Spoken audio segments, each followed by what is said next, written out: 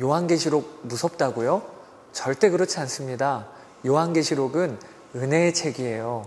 한번 함께 1장을 읽어보겠습니다.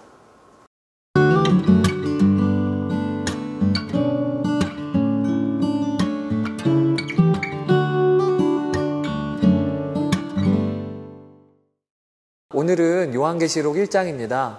요한계시록 1장은 20절까지 있는데 먼저는 요한계시록 전체의 서론에 해당되는 계시록 1장 1절에서 8절이고요.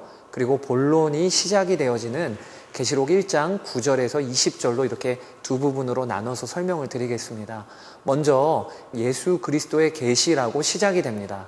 즉 요한은 자기가 자기 말한 것이 아니고요. 예수님이 드러내신 진리를 전달했다는 것입니다. 계시란 감추인 것을 드러낸다는 뜻이지요. 이 계시는 하나님에게서 예수님에게로, 또 예수님에게서 천사에게로, 그리고 요한에게로 전달된 것입니다. 계시의 출발점이 처음과 나중, 즉 알파와 오메가 되시는 하나님이시기에 이 말씀은 상황에 따라 변하지 않고 반드시 이루어질 말씀입니다. 이 예언의 말씀을 읽는 사람과 듣는 사람들과 그 안에 기록되어 있는 것을 지키는 사람들은 복이 있다. 3절에 기록되어 있어요. 여기에 말씀을 읽고 듣는 것뿐만 아니라 지키는 자가 복이 있다는 구절을 우리가 주목했으면 좋겠습니다. 여러분, 하나님은요, 요한계시록을 우리가 지켜야 할 말씀이라고 하십니다. 흔히 오해하듯 요한계시록은 미래에 일어날 어떤 일에 대하여 알려주시는 것에 초점이 있는 책이 아니고요. 오히려 이 말씀을 읽는 성도들이 오늘의 삶에서 어떻게 순종할지를 알려주시기 위해 계시록은 기록되었다고 우리가 알아야 합니다. 그러한 초점으로 계시록을 읽어보세요. 오늘은 어떤 말씀에 순종할까? 그러면 계시록이 전혀 다르게 보입니다. 요한이 복음을 전하다가 반모섬에 갇혀 있을 때 아시아에 있는 7교회에 편지를 씁니다.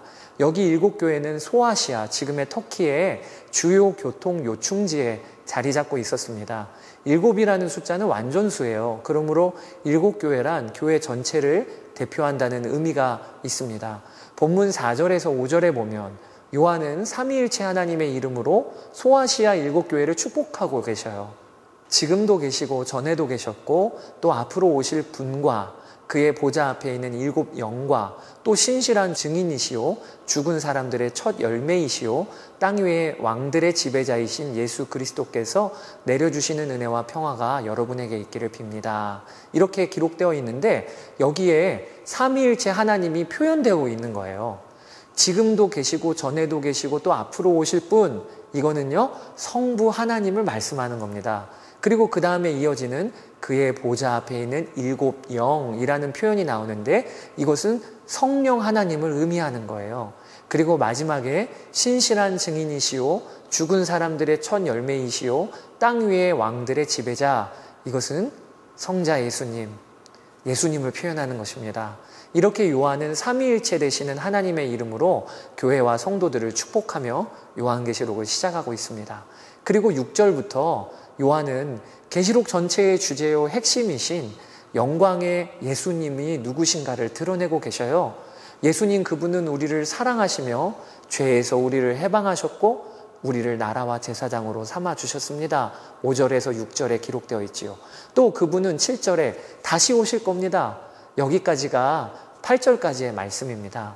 그리고 계시록 1장 9절부터 첫 번째 환상이 시작되는 겁니다.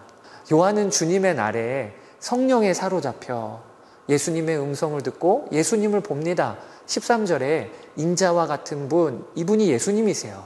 예수님은 긴 옷을 입고요. 가슴에는 금띠를 띠고 계셨습니다. 13절부터 16절까지 요한은 예수님에 대한 묘사를 자세히 하고 있는데 예를 들어 머리와 머리털은 양털 같고 눈은 불꽃 같고 이런 내용이요. 이 부분 전체는요.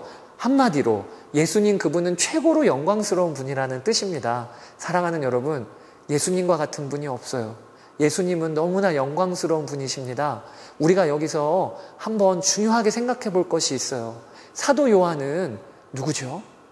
예수님이 육신으로 계실 때 그분 곁에서 3년이나 함께 있었던 사람이 사도 요한입니다. 예수님과 늘 마주 보았고 대화 나누었었어요. 그런데 지금 요한의 눈앞에 서 계신 예수님은 그가 기억하는 이전의 모습이 아니셨어요. 하나님 나라 보좌 우편에 앉아 계신 예수님은 이전에 그가 육신으로 뵐 때와는 비교가 안 될 정도로 영광 가운데 계셨습니다. 그래서 예수님을 보자마자 죽은 사람과 같이 되었다고 17절에 기록되어 있는 거예요. 예수님의 완전한 정결함과 거룩하심 앞에서 요한 자신의 실체가 너무 비참하게 드러난 것입니다. 마치 밝은 빛이 방 안에 비추이면 보이지 않던 먼지가 보이듯 예수님의 거룩함 앞에 요한이 서보니까 자신의 추함이 적나라하게 드러난 거지요. 그리고 그렇게 자신의 모습이 드러나니까 도무지 서 있을 수가 없어서 죽은 시체와 같이 엎드려진 거예요. 영광스러운 예수님 앞에 있는 요한, 그도 보통 사람 아니잖아요. 그는 지금까지 박해 중에도 신실하게 믿음을 지키며 반모성까지 와 있는 교회의 지도자입니다. 그런데 그런 요한의 의로움과 신실함도 예수님 앞에서는 누더기와 같이 될 뿐이라는 겁니다. 여러분, 이게 뭘 말해주죠? 예수님의 영광은 얼마나 큰지, 그분 앞에서 우리의 의로움은 아무 소용이 없어요. 우리는 그분 앞에서 철저히 죽은 죄인일 뿐입니다. 그러면 어떻게 이런 영광스러운 예수님 앞에 감히 우리가 설 수 있는 겁니까? 어떻게 하나님의 거룩한 보좌 앞에 우리가 나아갈 수 있는 겁니까? 오늘 본문 17절이 이 질문에 대한 답을 줍니다. 그를 뵐 때 내가 그의 발 앞에 엎어져서 죽은 사람과 같이 되니 그가 내게 오른손을 얹고 말씀하셨습니다. 영광의 예수님이 죽은 시체와 같이 된 요한에게 먼저 손을 얹으시고 말씀하셨어요. 사랑하는 여러분, 오늘 여러분과 요한계시록 1장을 통해 나눌 핵심이 이겁니다. 교회와 세상의 마지막을 다루고 성도에게 하늘 위로를 주는 요한계시록은요, 기록자인 요한이 영적으로 열려있던 자였기에 쓰여질 수 있는 게 아닙니다. 그는 예수님 앞에서 한낱 죽은 자 같았을 뿐이에요. 그런데 그런 요한에게 예수님이 은혜 베풀어 주신 거예요. 그에게 오셔서 손을 얹으시고 그리고 하나님 나라 비밀을 알려주셨어요. 이게 요한계시록의 시작인 겁니다. 이런 점에서 요한계시록은 기본적으로 무서운 심판의 책 아니에요. 감당할 수 없는 은혜의 책이 요한계시록인 겁니다. 요한계시록 1장을 살피면서 우리가 예수 그리스도의 은혜를 경험하고 누렸으면 좋겠습니다. 죽은 시체 같은 나에게 찾아오신 주님, 죄인인 나에게 먼저 오셔서 나를 만지시고 생명의 말씀을 주신 주님, 여러분 중에 혹시 지금 삶이 죽어있는 것처럼 아무런 기대도 없고 기쁨도 없고 열정도 잃어버린 분 계시다면 요한계시록을 펼치십시오. 말씀으로 나아가 보세요. 우리 삶에 가장 큰 소망이 있다면 영광의 주님께서 오늘도 내게 말씀하신다는 이 사실일 겁니다.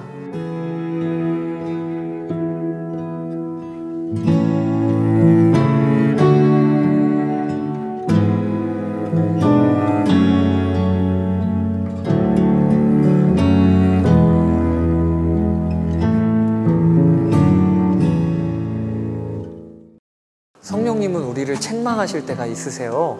그런데 그 책망은요, 교회와 성도들을 향한 주님의 응원인 거 아세요? 오늘 요한계시록 2장을 함께 살펴보실까요?